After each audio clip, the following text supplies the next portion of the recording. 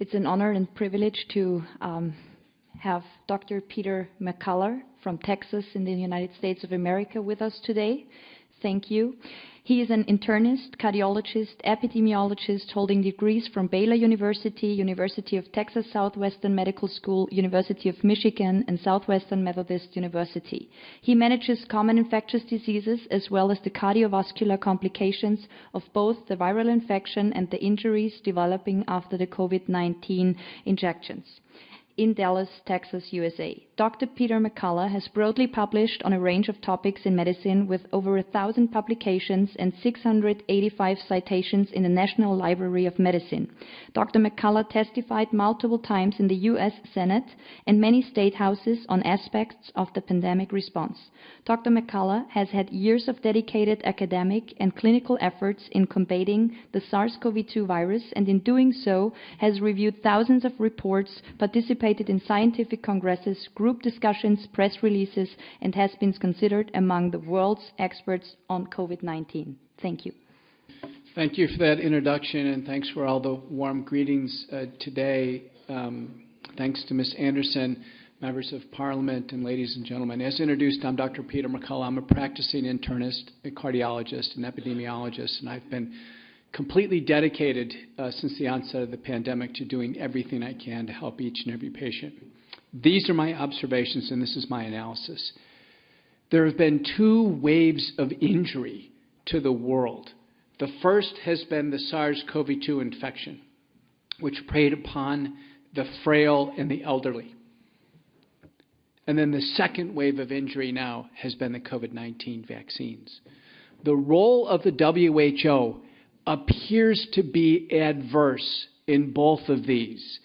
The role of the WHO appears to be operating within a biopharmaceutical complex, a syndicate, a complicated syndicate that has formed over time. It includes the WHO, the United Nations, the World Economic Forum, the Gates Foundation, Rockefeller Foundation, the Wellcome Trust, Gavi, CEPI, the Coalition for Epidemic Preparedness and Innovation, that Gates Foundation and the WEF formed largely. The Department of State in the United States, the National Institutes of Health, the CDC, the FDA, the MHRA in the UK, the TGA in Australia, SAFRA in South Africa, the EMA here in Europe. This grouping of non-governmental organizations with governmental public health agencies is operating as a unit. They're carefully coordinated, and the impact has been adverse. At the outset of the pandemic, there was an investigation by the WHO on the origins of SARS-CoV-2. That's when the beginning of the cover-up began. Rear Admiral Brett Giroir in the United States nominated 3 independent scientists to go to Wuhan and figure out what was going on. We knew at that time, and this has all come out in congressional hearings, that Anthony Fauci, Francis Collins, Jeremy Farrar, who was at the Wellcome Trust, who's now the chief scientist at the WHO, Christian Anderson at Scripps, Edwin Holmes in Sydney, Peter Daszak at the EcoHealth Alliance. They all conspired in January of 2020 to cover up what they knew, that the virus was engineered in a joint U.S.-Chinese collaboration in the lab in Wuhan, China. And they deceived the world with 12 subsequent fraudulent papers in the peer-reviewed literature. These were quarterbacked by Jeremy Farrar, who is the chief scientist at the WHO. This is all in the series of reports in the House Select Committee in the United States by the U.S. Congress led by Representative Brad Wenstrup.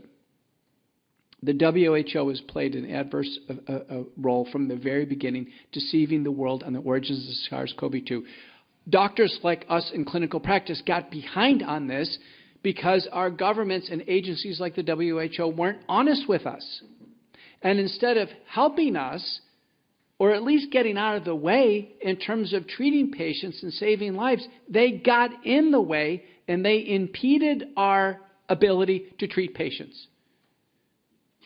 They effectively created an entire environment of therapeutic nihilism. There are only two things that prevented hospitalization and death. One was early treatment early on, and then the second was to acquire natural immunity with the first episode of the infection. Nothing else worked. There were only two bad outcomes, hospitalization and death. To this day, the WHO does not support, embrace, or promulgate early treatment protocols for patients with acute COVID-19. That should tell you something. That should be a wake-up call. We're going on 3 years of this. 3 years of this. And still nothing to reduce human suffering from the WHO. Nothing. In fact, efforts that enhance human suffering. Because the first wave was the illness. And I've testified in the U.S. Senate multiple times. The majority of hospitalizations and deaths were completely avoidable in the highest risk patients with early interventions, starting with virucidal nasal sprays and gargles, and then intravenous and oral drugs administered at home to get people through the illness. Now enter the vaccines. Since 2021, the vaccines have ravaged the population in the world. Worldwide, 2/3 of people took a vaccine. The United States COVID Community State Study shows 75% of Americans took a vaccine. Thankfully, 25% didn't. I was the only public health and public figure in the United States in writing to question the vaccines before they came out. And I did it as loudly as I could. The COVID-19 vaccines in the United States, 94% of Americans took a messenger RNA vaccine. It is the genetic code for the potentially lethal spike protein, part of the virus. It was the worst idea ever to install the genetic code by injection and allow unbridled production of a potentially lethal protein in the human body for an uncontrolled duration of time. Everything we've learned about the vaccine since they've come out is horrifying. There's not a single study showing that the messenger RNA is broken down because it's pseudo-uridinated. It's made synthetically.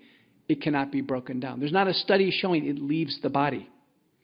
We now have papers by Castriuta who demonstrates that messenger RNA is circulating for a month. That's as long as they've looked.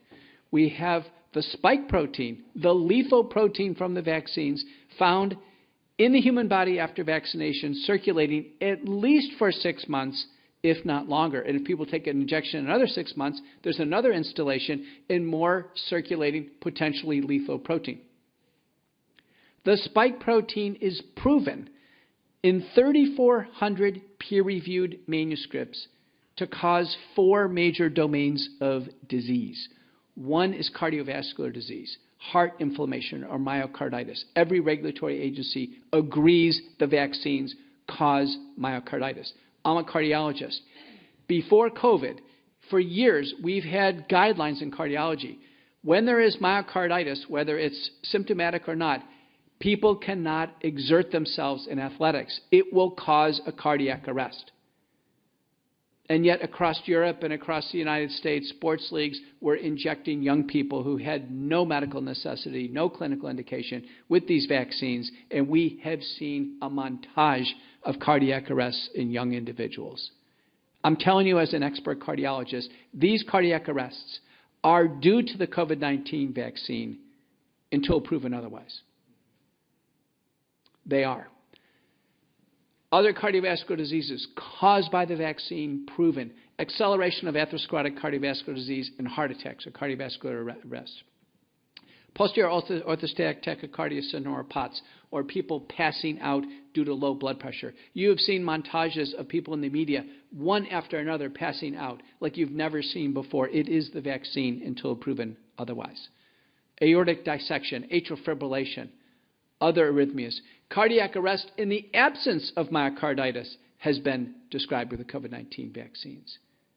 The cardiovascular domain of damage in the human body from the vaccine is substantial, more than anything we've ever seen with cholesterol, high blood pressure, or diabetes.